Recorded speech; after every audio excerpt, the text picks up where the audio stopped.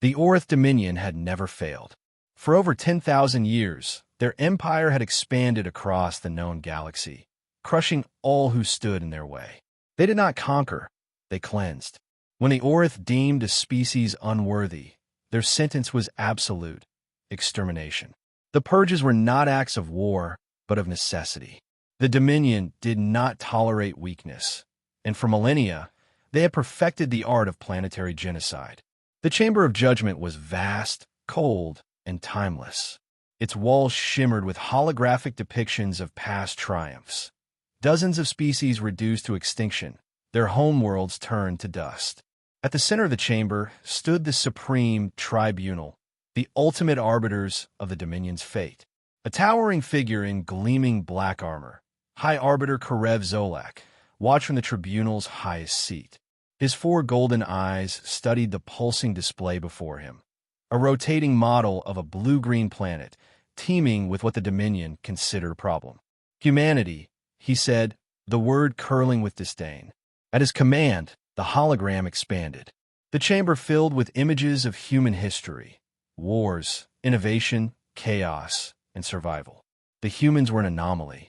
Unlike other lesser species that had been wiped away without resistance, humans had flourished despite their own self-destructive nature. They were not unified, not disciplined, yet they had reached the stars. That alone warranted concern. An Orath general, clad in deep crimson, stepped forward. General Vale Torek was known for his ruthless efficiency, the orchestrator of no fewer than 7 successful purges.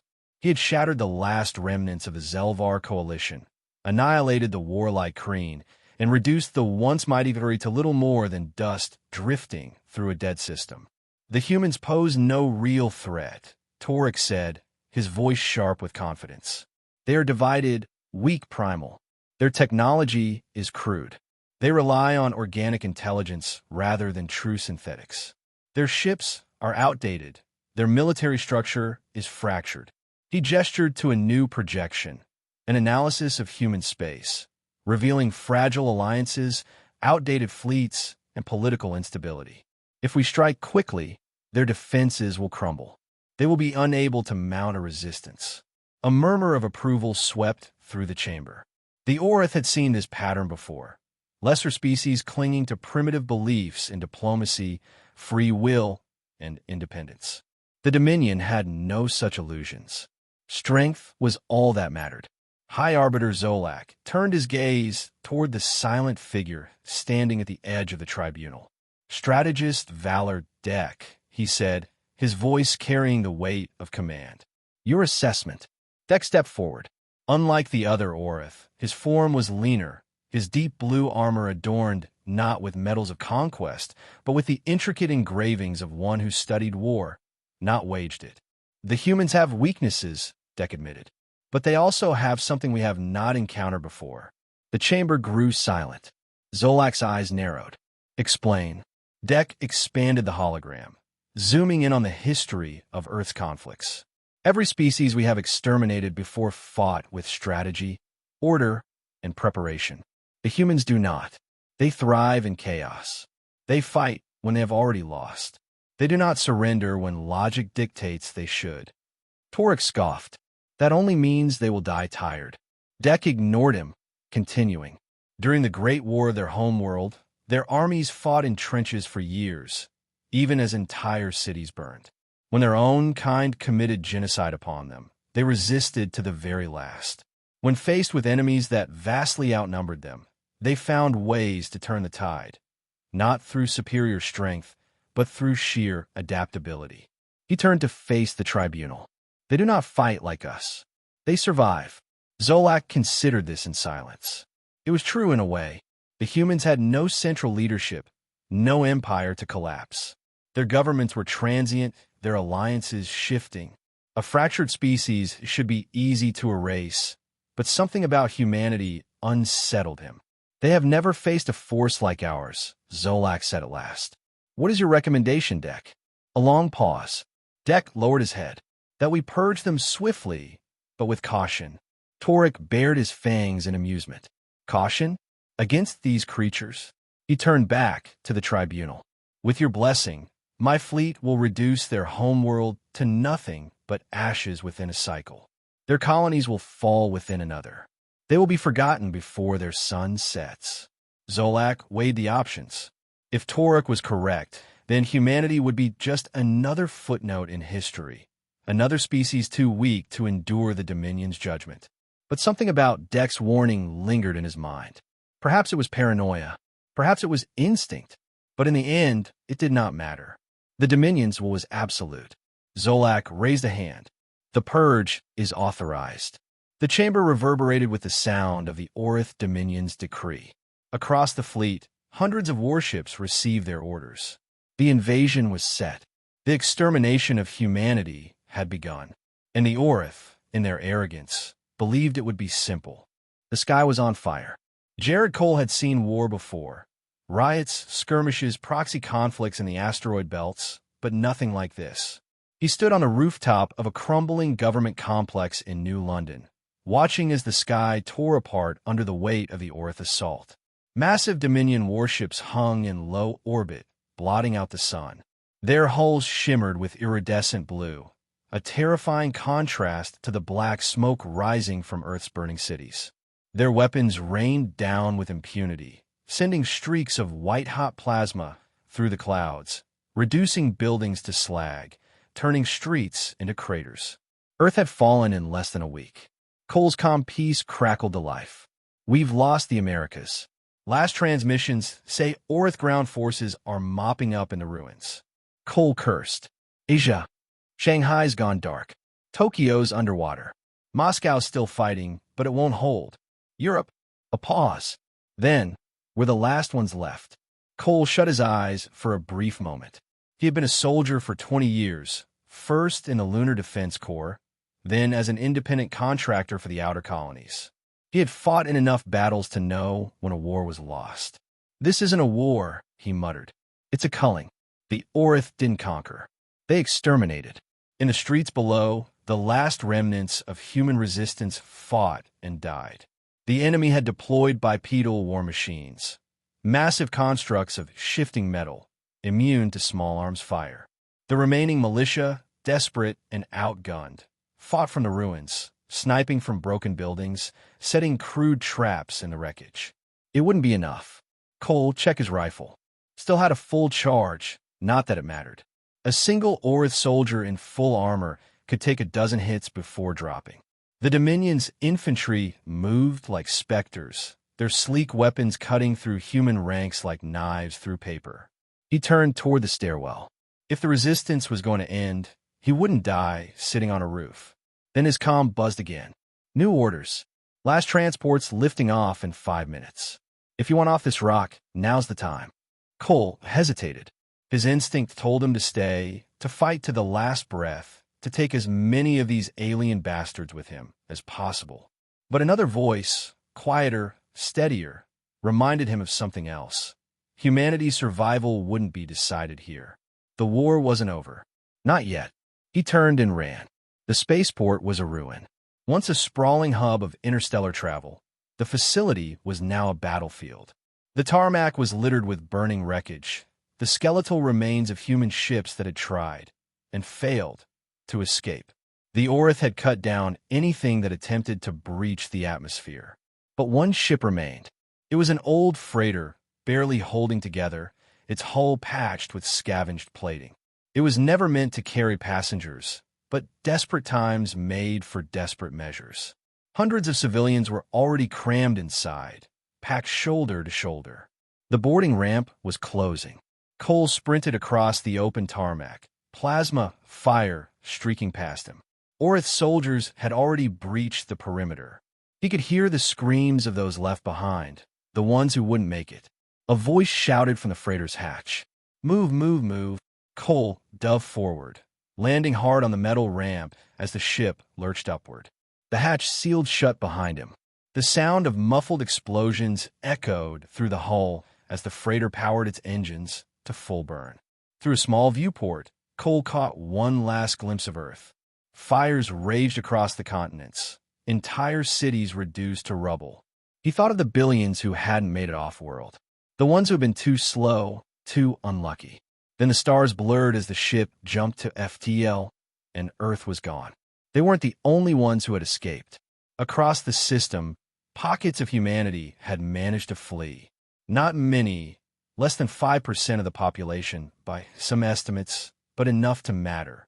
They scattered in every direction, some heading to the outer colonies, others vanishing into deep space.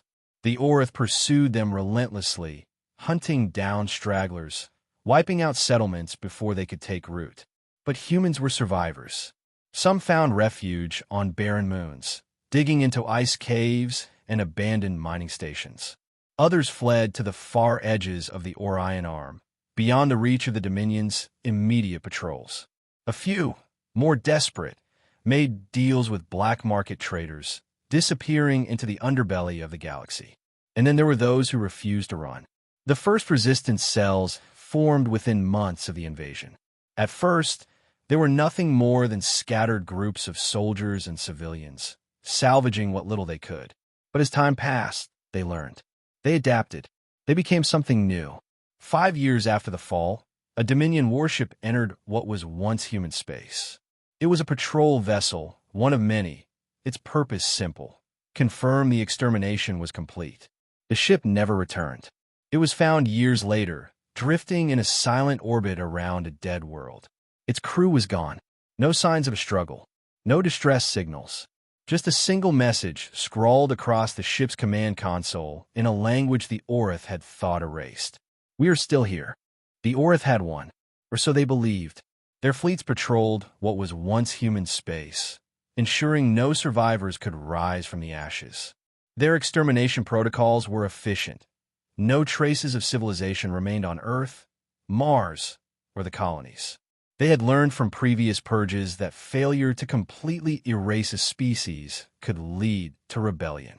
And yet, despite all their efforts, humanity refused to die. They had become ghosts. The Orath expected their enemies to fight as all before them had, with direct force, with military tactics, with desperate last stands. The humans did none of these things. They vanished. They scattered across the void, hiding in places no species would dare settle, on frozen moons with no atmosphere, in radiation-choked nebulae, within the wreckage of abandoned space hulks. Some genetically modified themselves to survive in deep space, growing resistant to high radiation and oxygen deprivation. Others integrated with cybernetic implants, allowing them to operate ships with nothing more than thought. And then they struck. It began with whispers, supply convoys vanishing in the dead of space, entire garrisons going silent overnight. At first, the Orath assumed it was technical malfunctions or rogue pirate activity. But then the messages started. Each destroyed Dominion vessel left behind a single warning, broadcasted across Orath frequencies in distorted, guttural human tongues. You failed. The Dominion dismissed it as desperation. But then the warships began to fall. The first major attack came in the Cashin Belt, a system that had once held a thriving human colony before the Orath wiped it out. A Dominion command station orbiting a mining outpost was monitoring the system, ensuring no survivors could reclaim the region. At precisely 0200 standard hours, the station's internal security grid flickered. The automatic defenses, impenetrable against traditional attacks, suddenly deactivated. The crew, battle-hardened Orath veterans, barely had time to react before their systems were overridden. An emergency transmission was sent. Then silence. Days later, when the Dominion sent a recovery force, they found the station completely abandoned. There were no bodies, no traces of struggle, no signs of forced entry. The only clue left behind was the command console, looping a single message. We are watching. The Dominion, enraged by the defiance, tightened security across their occupied zones. Patrols doubled. Checkpoints were established. Every surviving human world was put under strict surveillance. It didn't matter. The attacks escalated. A Dominion warship docked for resupply in the Gali's Rift was found adrift 2 days later, its entire crew missing. A high-ranking Orath general was assassinated inside his own secured fortress. The only evidence of his killer, a human fingerprint burned into the wall. The Orath were no longer fighting a war of extermination. They were being hunted. The scattered remnants of humanity had splintered into factions, each adapting in their own way to survive and strike back. The Void-born, humans who had abandoned planets entirely, living their entire lives in the cold black of space. They had modified their bodies to survive in zero gravity, using exosuits with neural link interfaces. They attacked Orath supply lines, striking from the darkness, never leaving a trace. The ghosts, cybernetic warriors who had fused their minds with artificial intelligence, allowing them to infiltrate Orath systems with ease. They could hijack ships, disable defenses, and erase records of their existence before the enemy even knew they were there. The Wraiths, masters of biological augmentation, these humans had transformed themselves into something beyond their original species. They could survive in toxic atmospheres, regenerate from wounds that should be fatal, and strike with inhuman precision. The Forgotten, the most terrifying of all, those who had been left behind on Earth and the other fallen colonies. They had learned to survive in the ruins of their world, scavenging from the wreckage of a civilization long lost. Some whispered that they had become something else entirely, lurking in the ruins, waiting for the day to strike back. Each faction operated independently, but they had a single, unifying goal: to make the Orath pay. The Orath were furious. They launched a new campaign, deploying entire fleets to hunt down the remnants of humanity. Every surviving world was put under total lockdown. Any suspected human sympathizers were executed on sight. But it didn't matter. The Resistance had no homeworld, no central command, no armies to defeat. They were everywhere and nowhere at once. Every time the Orath thought they had wiped them out, another attack would come. Sabotaged war factories, Dominion leaders assassinated, shipyards turned to wreckage overnight. The Dominion was bleeding. For the first time in their empire's long history, they were losing a war not of conquest, but of attrition, and they didn't know how to win. After nearly a century of shadow warfare, the Orath made a critical mistake. They believed they had located the Resistance's main operations hub, a hidden base deep within the asteroid field of the Hyken Expanse. It was there, the Orath thought, that humanity's survivors had gathered, pooling their remaining strength for a final, desperate stand. The Dominion deployed an entire fleet, thousands of warships, to annihilate the stronghold once and for all. They walked into a trap. The moment the fleet entered the asteroid field, the rocks came alive. Hidden warships, barely holding together but armed to the teeth, emerged from the debris. Mines detonated in perfect synchronization. The Dominion's advanced tracking systems were useless against the electromagnetic distortions scattered throughout the field.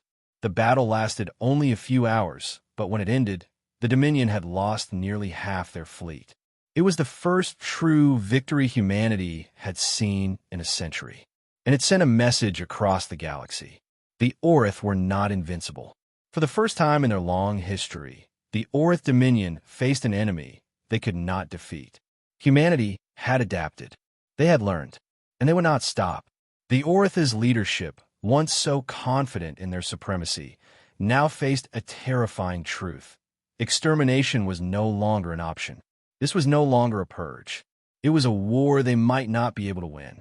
For centuries, the Orath had considered themselves masters of the universe. Their conquest was flawless, their strategy flawless. They had purged species before, leaving entire systems wiped clean. But now, for the first time in history, they faced an enemy that would not die. And that enemy was making them question their own certainty. Inside the gilded halls of the Orath High Command, the once unshakable confidence of the Dominion's leadership had begun to crack. High Arbiter Xolak stood before the war table, his four golden eyes scanning the map of human space projected before him. The once thriving systems of humanity were now hauntingly empty. The surviving colonies were scattered, hidden, harried by relentless guerrilla strikes. Another fleet lost, Xolak said softly, the words a sharp contrast to the usual cold confidence that filled his voice. What are we missing? Beside him, strategist Valor Deck, whose calm demeanor had earned him respect in the most volatile moments of the war, appeared more contemplative than usual. The human resistance had taken them by surprise, but it was clear now they had underestimated the humans' resilience and resourcefulness. "There is more to this war than we've accounted for," Dex said, his voice low. "The humans are not merely fighting back, they're evolving."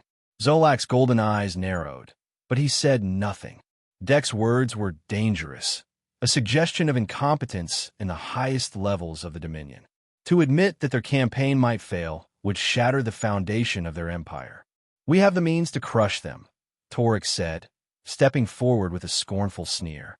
The general's crimson armor gleamed in the dim light, his voice dripping with certainty. "We simply need to be more efficient. Wipe out their support systems. If we remove their supply chains, we'll starve them into submission. We have already begun isolating their strongholds." "No," Dek interjected sharply. "The problem is not logistics. They've adapted to every failure we've thrown at them. We cannot starve a species that thrives in the dark." Xolak raised a hand, silencing the argument. "Then what do you propose?" Dek turned to the holographic map again. "We need to understand how they think. Their survival isn't just a matter of brute force. They've learned to blend into the chaos. We can't destroy what we can't find." For the first time in this war, Dek's words rang with a truth that unsettled even the High Arbiter. Humanity had always been driven by a singular force, survival. But as the years wore on, that need turned into something more. In the outer fringes of the galaxy, beyond Orath patrols, the humans were changing. They had learned to use the very things that once made them vulnerable: their unpredictability, their adaptability, their disunity. It was these traits that had allowed them to defy the Orath for so long. But now, they had an opportunity to do more than survive. Maya Reynolds, one of the Resistance's most prominent leaders, stood at the helm of a decommissioned battleship in the decaying remains of a once thriving human colony. With her war-scarred face set in determination, she addressed the dozen Resistance leaders on the bridge. The time had come for humanity to shift the balance of power. "We've beaten them before, and we'll beat them again," she declared, her voice calm but fierce. "They think we're scattered. They think we're weak. But every day, we learn more. Every day, we grow stronger. And now we fight back, not just to survive, but to win." There was a murmur of agreement around the table. The survivors of Earth, Mars, and the colonies had regrouped over the past several decades. Humanity's leaders, once divided by factionalism and fear, now spoke as one. "We hit them where it hurts," Maya continued. "We take their command centers, their supply ships, their power bases. And we do it silently. We infiltrate their most secure systems, erase their records, and make them wonder if they can trust their own intelligence." She paused, allowing the weight of her words to sink in. "But above all, we show them that humanity will never be erased. Not now. Not ever." In the heart of the Dominion's power, High Arbiter Xolak was forced to reconsider his assumptions. Dek had been right all along. Humanity was not an enemy that could be destroyed through sheer force. There were too many uncertainties, too many unknowns. At the same time, something had shifted in the Orath leadership. Their belief in their invincibility was faltering. The threat was no longer one-dimensional. The war had changed from a simple extermination to a struggle of survival for both species. And as the Orath turned their eyes inward, cracks began to form within their ranks. The Dominion had never fought a war like this before. They were used to imposing their will with overwhelming might. Yet here they faced a foe that bled and bruised like any other, but who refused to fall. This was not a war of conquerors, but one of equals. The turning point came unexpectedly. The Orath had been tightening their grip around the last human strongholds, deploying relentless patrols to hunt down any remaining Resistance cells. But in their pursuit, they had underestimated the cleverness of the humans. In the demo sector, a human cell had infiltrated an Orath supply depot. What they found there was a devastating discovery: a new class of Orath warship capable of devastating human fleets. The Orath had been secretly developing advanced weaponry, powerful enough to end the war once and for all. But what the Dominion had not anticipated was that the humans had access to the plans. The sabotage was swift and precise. In a daring night raid, a small fleet of human ships managed to destroy the main research facility, setting the project back by years. They didn't just destroy the facility, they left a message. You were wrong. We will not fall. For the first time in a century, the Orath had been outplayed. And they knew it. Humanity had no illusions. They were still vastly outmatched, their resources limited, their numbers few. But the defeat of the Orath's new warship project sent ripples through the Dominion. It was more than a military setback. It was a symbol. The Orath had underestimated humanity for too long. Now, they were forced to reckon with the truth. Humanity would not fade into the stars quietly. They had proven that they could adapt, evolve, and, most of all, endure. And it was that resilience, that stubborn refusal to be wiped out, which would ultimately become the Orath's undoing. The war had been a long and bloody affair, but now, with the tide shifting, the Orath Dominion was faced with an enemy they could no longer dismiss as weak or fragmented. Every move they made was being countered, every plan disrupted, and for the first time, the idea of total victory began to slip from their grasp. For the first time in their long and storied history, the Orath found themselves at a breaking point. Across the galaxy, humanity had become a shadow force, attacking where the Orath were weakest and striking where they were most vulnerable. The human resistance cells had grown bolder, more coordinated, and more daring. They had learned the art of psychological warfare, infiltrating the Orath's secure communication lines, spreading misinformation, and sowing distrust among the Dominion's ranks. It began as small victories, an ambush here, a sabotage there. But with each successful attack, the resistance grew in confidence and capability. And the Orath, despite their technological superiority, found themselves in a state of constant paranoia. General Vale Torek, who had once been so certain of his victory, had begun to question everything. His plans had failed time and again. His forces had been outmaneuvered, outsmarted, and outlasted. The war had become an endless cycle of frustration, a war of attrition where every step forward was met with unexpected resistance. In the high command chambers, Torek stood before the council, his anger barely contained. "We cannot continue this," Torek said, his voice rising. "These humans, these pests, are everywhere. We strike them down in one place, and they spring up in another. They have no home, no central command, and yet they have outwitted us at every turn. We need more force, more destruction." His hands clenched into fists as he pounded the table. Xolak's golden eyes studied the general for a moment, weighing his words. "More destruction," he repeated. "Is that what you propose? We have already leveled their colonies. We have destroyed their cities. What else is there to burn, Torek?" Torek did not answer immediately. He knew the truth. They had done all they could to crush humanity, but the resistance was far more organized than they had expected. And with every loss, every setback, it became clear that humanity was not going to give up. "We need to break them psychologically," Xolak finally said, his voice ice-cold. "Their strength is in their defiance. If we can force them to question their own resolve, they will fracture. They will break." Torek was silent, contemplating the idea. It was bold and risky, but he had no other options. "Then we take the war to their hearts," Torek said, his mind working in overdrive. "We target their leaders, the ones who inspire them. If we can remove their symbol of unity, we remove the last bit of their will to resist." Xolak nodded slowly. "Prepare for the final stage. Make it happen." Maya Reynolds had always been a symbol of the resistance.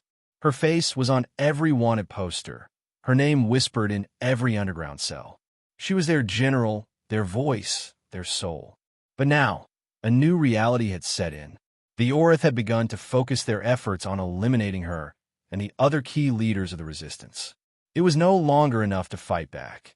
Now, the humans had to fight for survival, against not just the Orath forces, but against the threat of being hunted down one by one. Maya had known this day was coming. She had lived with the constant pressure of being a target, but it still didn't make the weight any easier to bear. She stood on the bridge of the ship she had commandeered, a rusted, old vessel that had been a symbol of humanity's ingenuity. The star charts projected before her showed the path ahead, the stars leading them through unknown regions of the galaxy. A few hundred miles away, a small fleet of human ships were preparing to launch another raid. The Orath had been quiet for weeks, and the silence worried her. She knew they were plotting something. They always were. Her second-in-command, Lieutenant Elias Gray, stood at her side. His grim expression was one she had seen too often in the last several years of war. "We've received word from the outer colonies," Elias said, his voice low. "It's starting. The Orath are moving their forces into position. They're coming for us." Maya nodded, her fingers curling around the edge of the console. "We need to move fast. We can't afford to wait." "We can't win this war with raids," Elias replied. "They're sending everything they have. We're going to need to get to the core worlds if we're going to have any chance of stopping them." Maya shook her head. "The core worlds are lost. We won't reach them in time. But we have to try. If we don't," Elias trailed off, his voice faltering. Maya's expression hardened. She was used to this feeling, the fear of the unknown, the feeling that this might be the last time they would see each other, the last time they would have a chance to act. "I know," she said quietly, "but we won't stop fighting. Not now, not ever." The final confrontation began in the core system, the last bastion of human civilization. It was here that the Orath intended to deal the decisive blow. They would obliterate the last of humanity's leaders, destroy their ships, and scatter the surviving resistance into the void. But Maya Reynolds, along with the handful of remaining commanders, was prepared. For years, they had been quietly building their forces, gathering information, and preparing for this moment. And though they were outnumbered and outgunned, they had something the Orath did not: the will to fight. The battle was fierce, but it was not one of brute strength. It was a battle of minds. Humanity, with its network of infiltrators, sabotage experts, and strategists, began to dismantle the Orath's flawless war machine. Every attack they made was calculated. Every move, a piece of a grand strategy designed not to win the war in one swift stroke, but to cripple the Orath over time. But the Orath were no fools. Torik's forces began to push harder, tightening their grip around the human fleet. But the more they pushed, the more they found themselves at a disadvantage. The resistance was no longer just fighting for survival. They were fighting for something greater, a future. And that future was beginning to look brighter. The final blow came not from the hands of a weapon, but from a single human mind. Maya Reynolds, in the heart of the Dominion's most secure stronghold, activated the final strike, a coordinated cyber attack that dismantled the Orath's command systems. Their communications broke down, their fleets lost cohesion, and their leadership was paralyzed. In that moment, the Orath realized what had been staring them in the face all along. Humanity was not just surviving. Humanity was thriving. And now there would be no going back. The dust had not yet settled from the final battle, but the effects of the last strike were already rippling across the galaxy. The Orath Dominion, once an unstoppable force, now found itself staggering in the wake of a crippling defeat. The losses were undeniable. Ships lay adrift, their crews abandoned. Commanders who had once been feared now cowered in their command bunkers, unsure of the next move. For the first time in a century, the Orath were forced to confront a simple, uncomfortable truth: they could not win this war. And with that realization came the birth of an unprecedented thought. The Orath, conquerors, executioners, purifiers, would have to change. In the grand, cold halls of the Orath Supreme Council, a storm of voices filled the air. For hours, representatives from across the Dominion argued, their voices like a thunderclap, their demands and counter-demands clashing in a cacophony. At the head of the table stood Orath Xolak, his golden eyes scanning the room. He had remained silent throughout the debate, watching as his people tore at each other in their desperation. For years, Xolak had been the face of the Dominion's will, the unshakable figure who had led them to victory after victory. But even he could feel the weight of failure pressing down upon him. The human resistance had shattered their conviction, not through strength, but through sheer persistence, through their resilience, their intelligence, and their ability to adapt. They had bled the Orath dry, and now the Orath were on the brink of collapse. Xolak's voice finally cut through the tumult. Enough. The chamber fell silent. He gazed down at the table, at the faces of the other leaders, some young, eager for revenge, others older, wiser, and perhaps more afraid. He could see it in their eyes, the uncertainty, the fear of what was to come. "It is clear," Xolak began, his voice steady, "that we cannot continue this war. The human species has proven too resilient, too resourceful. Our forces are scattered. Our fleet is broken. To continue would be futile." A murmur rippled through the room. "Are you suggesting surrender?" One of the council members spat. "We will be dishonored. Our empire will fall." Xolak turned toward the speaker. "Honor is a luxury we can no longer afford. The question is not whether we will lose, but how much more we are willing to sacrifice for a war we cannot win." Another silence followed.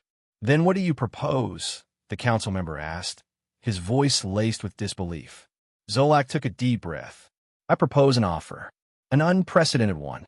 We invite the humans to join us, not as subjects, not as defeated enemies, but as equals, survivors, partners."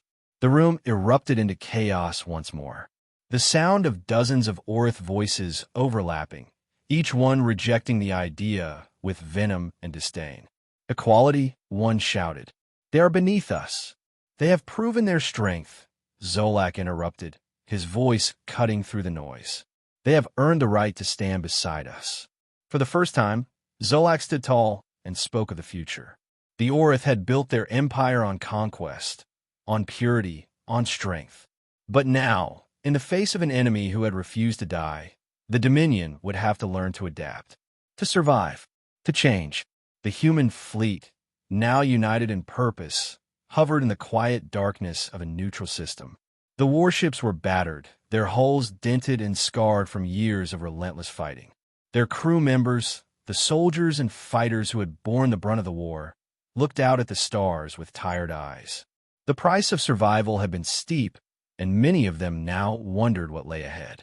On the command deck of the flagship, Maya Reynolds stood before a large holographic projection of the Orath fleet, massive ships looming like giants in the space around them. Her hands were clenched at her sides, and her mind raced. She had never imagined this moment would come. For decades, humanity had fought against an enemy that sought to erase them. The Orath had not just been invaders. They had been a symbol of everything humanity had feared. And now, they were offering something different. An alliance. A partnership. Maya knew better than most what that meant. She knew what the Orath represented. An empire built on domination, conquest, and absolute control. To join them, to accept their invitation, would be to risk everything they had fought for. But she also knew that the human resistance had won. And perhaps, in this moment, there was something to gain from this fragile peace. "Admiral Reynolds, you need to see this." Elias Gray's voice broke her reverie. She turned to see her second in command, holding a communication device, his face grim. "What is it?" she asked. "We've received a message from the Orath. They're offering us a seat at the table. They want to talk." Maya's heart skipped a beat. "Talk? Orath don't talk, they dictate." "I know," Elias said, "but this is different. They're offering us equality, not surrender." Maya hesitated. She had fought for so long, watched so many fall, and yet here she was faced with the ultimate question. Could they trust the Orath? She took a breath and looked out at the stars, her thoughts spinning. They had won the war, but this was a new kind of battle. A battle of words, of power, of choices. "We can't afford to ignore this," she finally said. "Prepare the fleet. We'll go to their meeting." The location was neutral, a barren moon that orbited a dying star. It was far from the battlefields and the wreckage of the war. The humans and the Orath stood on equal ground, and yet Maya felt the weight of the years of bloodshed and betrayal hanging between them. The meeting was tense. The Orath, as always, were cold and distant, their eyes watchful, calculating. Xolak stood at the head of the table, his golden eyes unreadable. Maya, flanked by her officers, stepped forward and took a seat, her gaze never leaving the Orath leader. "We stand at a crossroads," Xolak began, his voice low and measured. "The Dominion has suffered devastating losses. The war is no longer winnable. But we recognize something in you, Maya Reynolds, and in humanity. You have shown us strength. You have shown us endurance. You have earned the right to survive."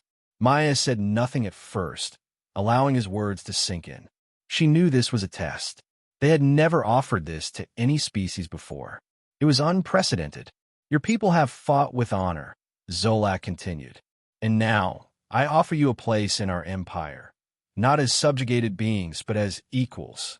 You will share in the governance, in the future of the stars. We will be partners, not conquerors and conquered." Maya's pulse quickened. "And what do you expect in return?" Xolak's eyes glinted with something like respect. "Your loyalty, your cooperation, and in time, your help in shaping the future of the Dominion. Together, we can create something greater than either of us alone." For a moment, Maya sat in silence. She had spent her life fighting against the Orath, trying to survive their purges. She had seen entire civilizations reduced to ash, and now they were offering her a seat at the table. But Maya Reynolds was not just a leader of soldiers.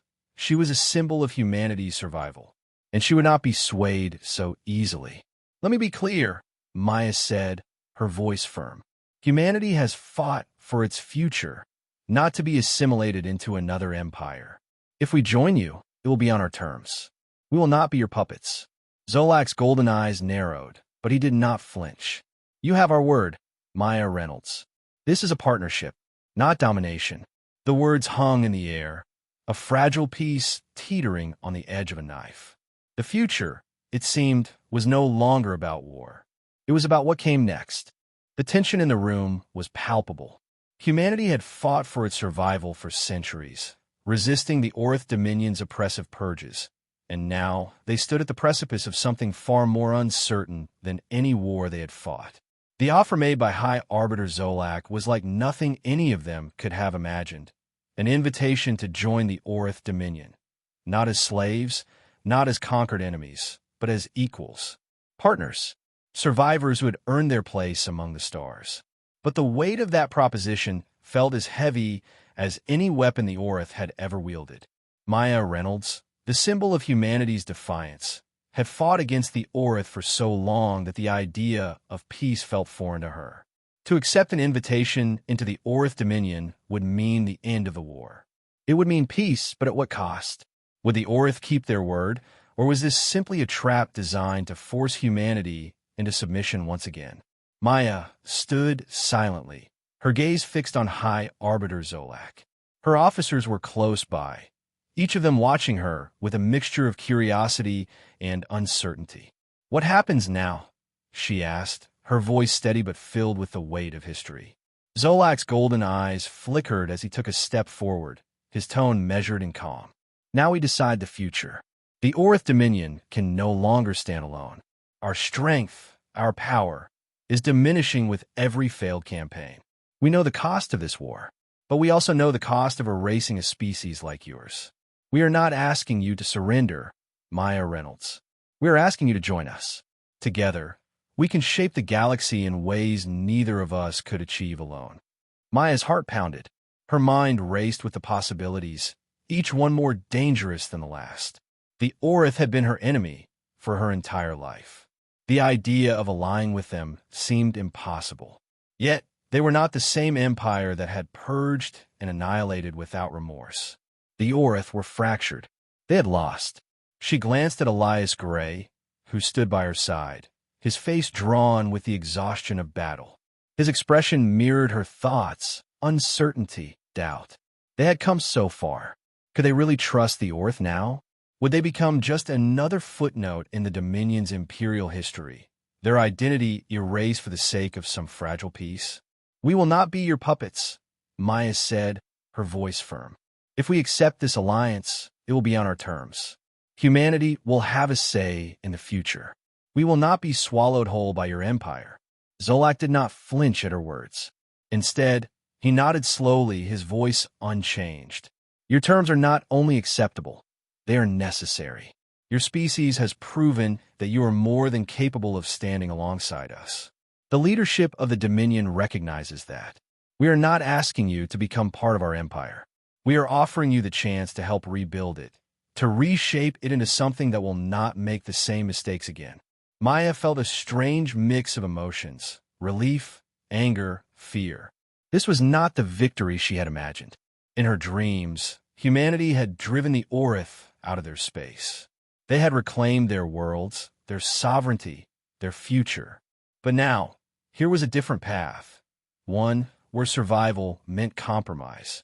It meant forging a future alongside the very empire that had sought to exterminate them. But perhaps, just perhaps, there was another way. We will need time, Maya said finally, her voice quiet but resolute. We cannot make this decision lightly. We have lost so much. Trust cannot be rebuilt in a single meeting. Xolak inclined his head in agreement. Of course, you'll have the time you need. But know this, the invitation stands. The war is over. The future is now in your hands, as much as it is in ours. The news of the offer spread quickly across the human resistance. News feeds exploded with the announcement, and debates raged within the surviving colonies. Some were cautiously optimistic, seeing this as the only path to ensure humanity's continued survival. The war had cost too much, and peace, however fragile, might be the only way to rebuild what was left of their shattered society. Others, including many of the former military leaders, were less sure. For them, the Orath had been the enemy for too long. They could not imagine a future alongside their oppressors. This was not a victory. It was an acquiescence. Humanity would become just another cog in the Orath machine, subsumed by their empire. Maya Reynolds found herself at the center of these growing divisions. Some of her closest allies stood behind her, agreeing that an alliance with the Orath could lead to a future of influence and stability. Others, including several former resistance leaders, argued that humanity should not lower itself to the level of the Orath, no matter how desperate the situation. The decision was too great for a single person to make. And so, Maya called for a council, a gathering of humanity's surviving leaders. Representatives from every faction of the resistance would meet to decide whether or not to accept the Orath offer. The council chamber was quiet, the air heavy with anticipation. The debate began immediately. The Orath have offered us a chance to rebuild, to forge a new future, said Admiral Pritchard, a veteran of the early days of the resistance. This is an opportunity we cannot ignore. Our people are fractured. We need unity, and that unity can come only through cooperation. Cooperation. Another leader, Talia Vin, a prominent figure from the Voidborn faction, scoffed. What do you call it when the Orath offer you a seat at the table and expect you to play by their rules? What do you call that when they've spent centuries purging our kind? This is not an alliance. It's submission. The room erupted into argument. The lines were drawn. Those who saw the Orath offer as a lifeline, and those who saw it as nothing more than the Dominion's way of slowly absorbing humanity. Maya remained silent as the debate raged on, her mind focused on the one truth that had brought humanity this far: survival. Humanity had survived the Orath purges. It had survived the war. And now, it would have to survive again. This time, by navigating the treacherous waters of diplomacy, trust, and compromise. Hours passed before the council was ready to vote. Maya stood at the head of the room, her gaze sweeping over the faces of her people. The weight of the decision bore down on her. The future of humanity hung in the balance. Finally, the votes were counted. The decision was made. The vote had passed. The majority had chosen to accept the Orath offer. But the terms would not be one-sided. Humanity would have a say in the future of the Dominion. The war was over, but the real work was just beginning. Maya Reynolds stood before the assembled leaders, a mixture of emotions playing across her face. She had led humanity through the fires of war, and now she would lead them through the difficult and uncertain path of peace. The road ahead would be fraught with challenges, but the alternative, endless conflict, endless loss was no longer an option. For the first time, humanity would stand alongside the Orath, not as subjects, but as partners. The future was uncertain, but humanity had proven that it would not be erased. And now, it would build a new empire, a new future, on its own terms. And so, the story of the Orath Dominion, once a tale of conquest and destruction, began its next chapter. But this time, humanity would write its own part.